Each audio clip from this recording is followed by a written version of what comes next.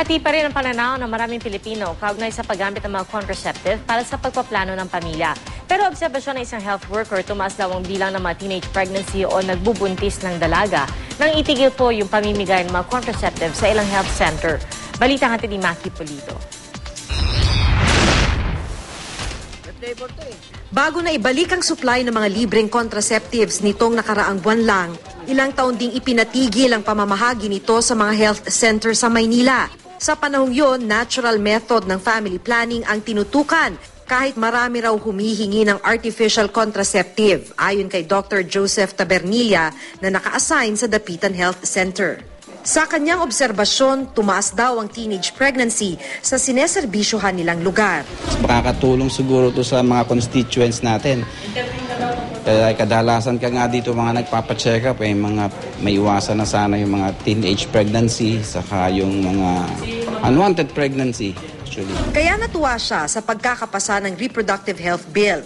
Mabibigyan daw ng pagpipilian ang mga nasasakupan nila sa kung paano iingatan ang kanilang reproductive health. Meron ng pagpipilian ng pasyente. Hindi na siya nakaisang, this is the choice the only na ipoprovide sa kanila. Meron pa palang iba na mas maganda na angkop sa kanilang kalagayan.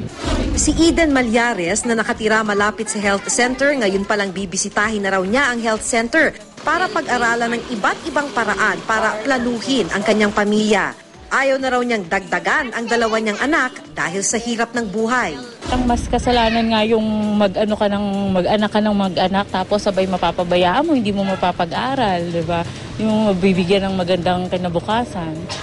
Sa hirap ng buhay nga natin ngayon, 2 bata lang nga yung anuhin mo, anak mo mahirap. Lalo na pagka nagkasakit pa yung mga yan. Pero ang ilan kong nakausap, ayaw raw sa artificial contraceptive.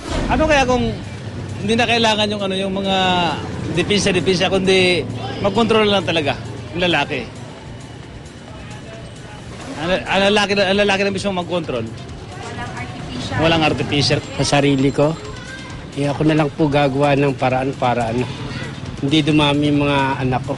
Pero sabi nga ng mga nagsulong ng RH Bill, hindi lang tungkol sa pagpigil ng pagbubuntis ang panukalang batas. Ito'y tungkol din sa kalusugan ng isang ina habang nagbubuntis, pati ng ipapanganak niyang sanggol. Maki Pulido, GMA News.